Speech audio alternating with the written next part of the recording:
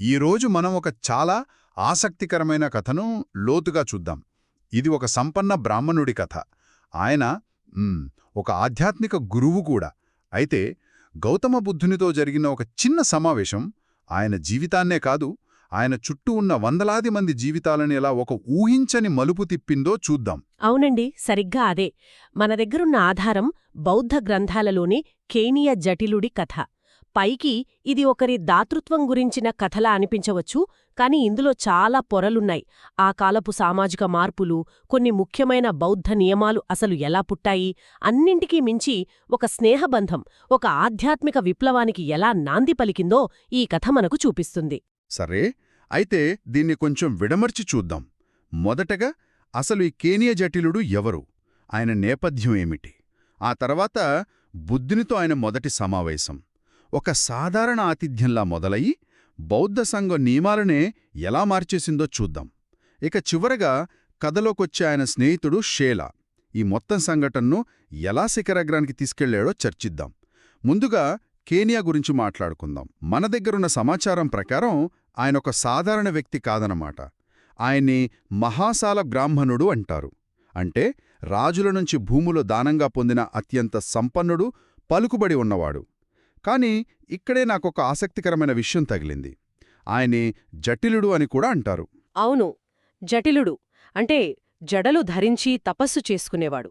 ఆ రోజుల్లో జటిలుడు అంటే లోకానికి దూరంగా అడవుల్లో ఒంటరిగా కఠోర తపస్సు చేసేవారు. వాళ్లకు కుటుంబం, సంపద లాంటి వాటితో అస్సలు సంబంధముండేది కాదు. ఒక్క నిమిషం, ఇక్కడే నాకు కొంచెం గందరగోళంగా ఉంది. ఒకవైపేమో ఆయన మహాసాల బ్రాహ్మణుడు అంటే సంపన్నుడు, గృహస్థు. మరోవైపేమో జటిలుడు అంటే తపస్వి. ఈ రెండూ పరస్పర విరుద్ధంగా అనిపిస్తున్నాయి. ఆ కాలంలో ఇది ఎలా సాధ్యమయ్యేది? మీరు పట్టుకున్న పాయింట్ చాలా ముఖ్యమైంది. కేనీ ప్రత్యేకత అదే. ఆయన ఆ కాలపు సంప్రదాయాలకు ఒక మినహాయింపనమాట. తపస్వీ జీవితాన్ని గడుపుతూనే భార్యాపిల్లలతో కలిసి ఒక సంపన్న గృహస్థుగా జీవించాడు. ఇది చాలా అరుదైన విషయం. అంతేకాదు, ఆయన తన ఆశ్రమంలో ఏకంగా 1000 కుటుంబాలకు ఆశ్రయం కల్పించి వారికి జటిల సిద్ధాంతాలను బోధించేవాడు. అంటే ఆయన కేవలం ఒక తపస్వీ కాదు, ఒక పెద్ద సమాజానికి నాయకుడు, ఒక ఆధ్యాత్మిక కేంద్రానికి అధిపతి. 1000 కుటుంబాలా? అంటే ఆయన ఒక చిన్నపాటి రాజులాగే అనమాట. ఆయన సంపద గురించి కూడా ఒక వింతైన కథ ప్రచారంలో ఉంది కదా. ఆయన ఆశ్రమంలోని తాటివనంలో కొన్ని చెట్లకు బంగారు తాటికాయలు కాసేవని. ఇది నిజమేనా? బహుశా అక్షరాలా నిజం కాకపోవచ్చు. ఇలాంటి కథలు ఒక వ్యక్తి యొక్క కీర్తిని, ప్రభావాన్ని సూచించడానికి వాడతారు. ఆయన ఆశ్రమం ఎంత సుసంపన్నంగా, స్వయం సమృద్ధంగా ఉండేదంటే అక్కడ బంగారం పండుతోంది అనేంత గొప్పగా చెప్పుకునేవారని మనం అర్థం చేసుకోవచ్చు. అంటే ఆయన కేవలం ధనవంతుడే కాదు, తన సంపదతో ఒక పెద్ద సమాజాన్ని పోషించేంతటి దాతృత్వం, నిర్వహణ సామర్థ్యం ఉన్నవాడని ఇది తెలియజేస్తుంది. ఆయన ఒక శక్తి కేంద్రం. అర్థమైంది. సో అలాంటి ఒక శక్తివంతమైన, గౌరవనీయమైన వ్యక్తి జీవితంలోకి బుద్ధుడు ప్రవేశించాడు. బుద్ధుడు ఆపణ అనే పట్టణంలో ఉన్నారని తెలిసి కేనియా ఆయన్ను కలవడానికి వెళ్ళాడు. అక్కడ ఆయన బుద్ధునికి, భిక్షువుల సంఘానికి రకరకాల పండ్ల రసాలు, పానీయాలు సమర్పించాడు. ఇది మామూలు ఆతిథ్యంలాగే అనిపిస్తోంది. ఇందులో అంత ప్రత్యేకతేముంది? పైకి అలానే అనిపిస్తోంది. కానీ ఈ చిన్న సంఘటన బౌద్ధ సంఘం చరిత్రలో ఒక ముఖ్యమైన మలుపైంది. ఇక్కడ మనమొక విషయం గుర్తుంచుకోవాలి. అప్పటికీ బౌద్ధ సంఘం ఇంకా ప్రారంభదశలోనే ఉంది. భిక్షువుల జీవన విధానానికి సంబంధించిన నియమాలన్నీ ఇంకా పూర్తిగా రూపొందలేదు. వాళ్లు ఏవి తినాలి, ఏవి తాగాలి అనే విషయాలపై స్పష్టమైన మార్గదర్శకాలు లేవు. ఇది ఆశ్చర్యంగా ఉంది. అంటే బుద్ధుడు అంతకుముందు ఇలాంటి విషయాల గురించి ఆలోచించలేదా? ఒక సాధారణ సంఘటన బౌద్ధ సంఘం యొక్క నియమాలను మార్చేంత శక్తివంతంగా ఎలా మారింది? బౌద్ధ వినయ నియమాలన్నీ చాలా వరకు అలానే పుట్టాయి. ఏదైనా ఒక సంఘటన జరిగినప్పుడు దానికి ప్రతిస్పందనగా బుద్ధుడొక నియమాన్ని రూపొందించేవాడు. కేనియా రకరకాల పానీయాలు సమర్పించినప్పుడు భిక్షువులకు ఏవి తగినవి, ఏవి తగనివి అనే ప్రశ్న తలెత్తింది. ఉదాహరణకు మత్తునిచ్చేవి, మధ్యాహ్నం తర్వాత తీసుకోకూడనివి ఏవి అనే దానిపై ఒక స్పష్టత అవసరమైందనమాట. అలాగనమాట. అంటే కేనియా ఇచ్చిన పానీయాల నుండి ప్రేరణ పొంది బుద్ధుడు ఒక నియమావళిని రూపొందించాడు. ఖచ్చితంగా. ఈ సంఘటన ఆధారంగానే భవిష్యత్తులో బౌద్ధ భిక్షువులు ఏ పానీయాలు సేవించవచ్చు అనే నియమాలు స్పష్టమయ్యాయి. వీటినే తరువాత అష్టవిధ పానీయాలు లేదా 8 రకాల అనుమతించబడిన పానీయాలుగా వర్గీకరించారు. మామిడి, నేరేడు వంటి పండ్లరసాలు, చెరకురసం లాంటివి ఇందులో ఉంటాయి. కాని పులియబెట్టిన ధాన్యాలతో చేసినవి మత్తునిచ్చేమీ నిషిద్ధం. చూడండి, కేనియా చేసిన ఒక చిన్న సేవ కొన్ని వేల సంవత్సరాలుగా లక్షలాది మంది భిక్షువులు అనుసరించే ఒక శాశ్వత నియమావళికి ఎలా పునాది వేసిందో. అద్భుతం. ఆతిథ్యం అక్కడితో ఆగలేదు కదా. కేనియా బుద్ధుడిని, ఆయన శిష్యుగణాన్ని మరుసటి రోజు తన ఆశ్రమానికి భోజనానికి ఆహ్వానించాడు. బుద్ధుడు మౌనంగా అంగీకరించాడు. సరే, కేనియా అంత పెద్ద ఎత్తున ఏర్పాట్లు చేస్తున్నాడు, 1000 కుటుంబాలు పనిచేస్తున్నాయి. ఇంత హడావుడి జరుగుతుంటే అది ఖచ్చితంగా ఇతరుల దృష్టిని ఆకర్షించుంటుంది కదా. ఖచ్చితంగా ఆకర్షించింది. ముఖ్యంగా కేనియా ప్రాణ స్నేహితుడైన షేలా బ్రాహ్మణుడి దృష్టిని. షేల కూడా సామాన్యుడు కాదు. ఆయన 3 వేదాల్లోనూ నిష్ణాతుడైన గొప్ప పండితుడు. ఆయనకు సొంతంగా 300 మంది శిష్యులున్నారు. ఒక రకంగా చెప్పాలంటే షేలా ఆ ప్రాంతంలో వేద విజ్ఞానానికి ప్రతినిధి. అంటే కేనియా ఆధ్యాత్మిక నాయకుడైతే షేల పండిత మేధావి. ఆసక్తికరమైన స్నేహం. అవును. ఆ భోజనదాన కార్యక్రమానికి కేనియా తన స్నేహితుడైన షేలనే నిర్వాహకుడుగా నియమించాడు. ఏర్పాట్లు ఎలా జరుగుతున్నాయో చూట్టానికి షేలా కేనియా ఆశ్రమానికి వచ్చాడు. అక్కడి హడావిడి కోలాహలం చూసి ఆశ్చర్యపోయాడు.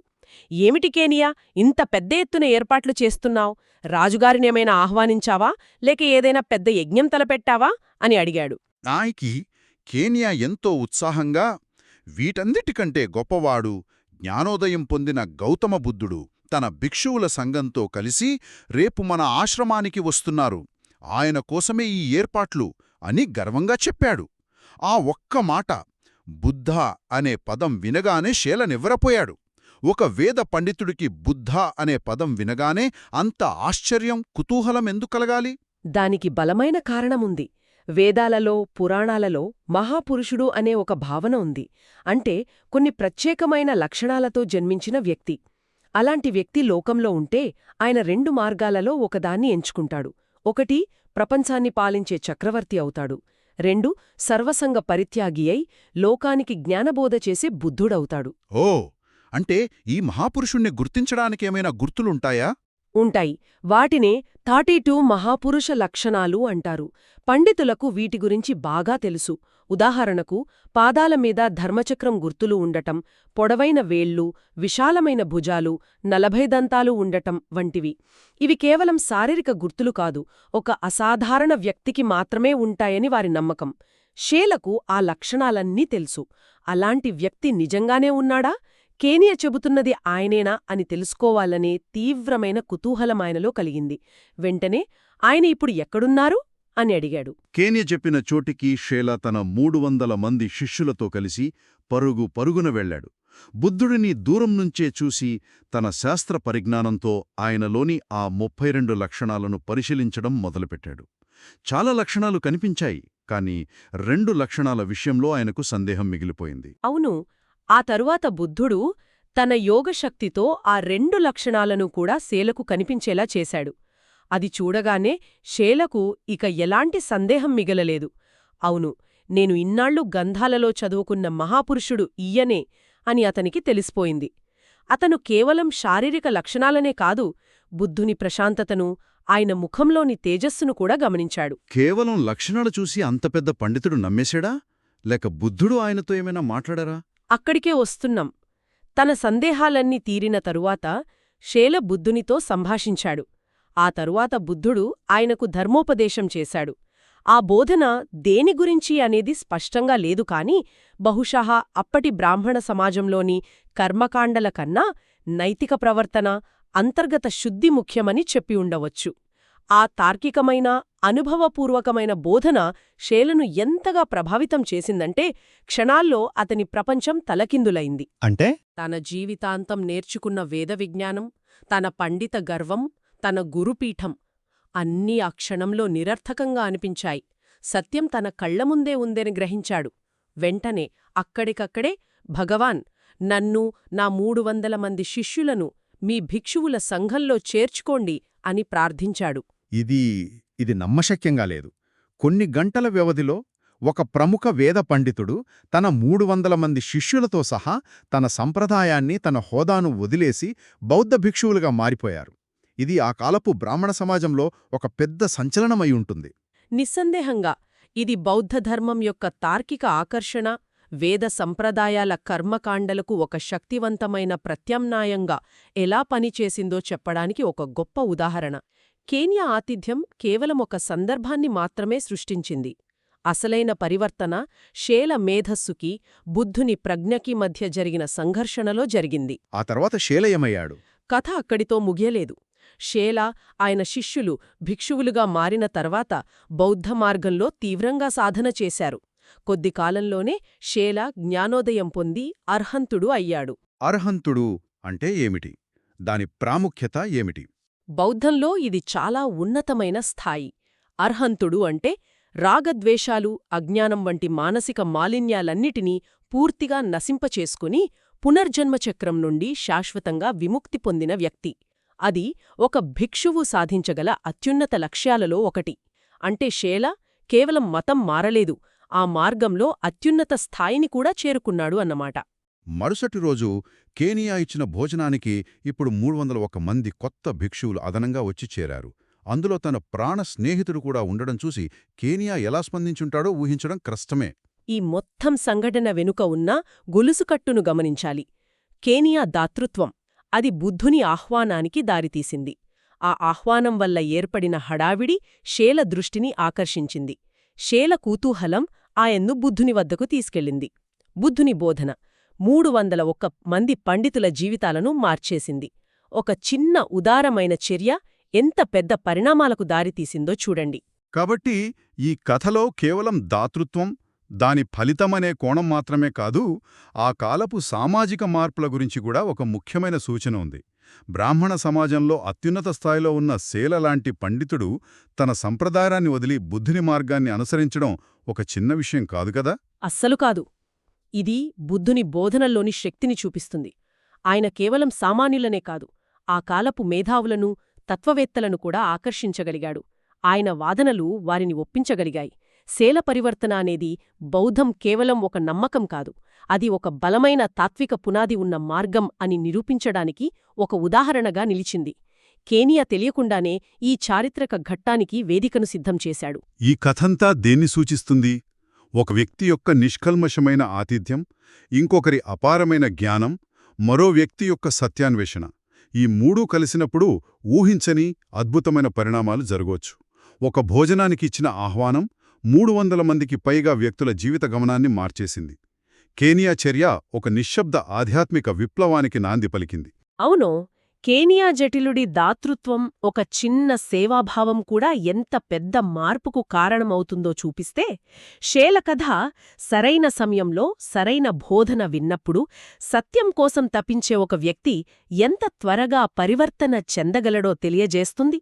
ఆయనకు అప్పటికే అపారమైన జ్ఞానముంది, కాని అది తీర్చలేని దాహంలా ఉండేది. బుద్ధుని బోధన ఆ దాహాన్ని తీర్చింది. ముగింపుగా ఈ కథ విన్న తర్వాత శ్రోతలకు ఆలోచించడానికి ఏదైనా వదిలి వెళ్లాలంటే అదేమై ఉంటుంది? ఈ వృత్తాంతం మనలో కొన్ని ఆసక్తికరమైన ప్రశ్నలను రేకెత్తిస్తోంది. మనం షేల బ్రాహ్మణుడు బుద్ధునిలో గమనించిన ఆ 32 మహాపురుష లక్షణాల గురించి మాట్లాడుకున్నాం. అవి చాలా వరకు శారీరకమైనవి. కాని అసలు ప్రశ్న ఏమిటంటే, షేల లాంటి మేధావిని కదిలించినవి కేవలం ఆ బాహ్య లక్షణాలేనా? లేక బుద్ధుని ప్రశాంతత, ఆయన మాటల్లోని స్పష్టత, ఆయన ఉనికిలో ఉన్న ఏదో వర్ణించలేని శక్తి ఆయన్ను అంతగా ప్రభావితం చేసిందా? ఆ కనిపించని లక్షణాలేమిటి? బహుశా ఒక వ్యక్తి యొక్క అసలైన గొప్పతనం గ్రంథాలలో వర్ణించిన గుర్తులకన్నా వారి ప్రవర్తనలో, వారి ఉనికిలోనే ఎక్కువగా కనిపిస్తుందేమో. ఈ విషయం గురించి ఆలోచించడం ఈ కథను మరింత లోతుగా అర్థం చేసుకోవడానికి సహాయపడుతోంది.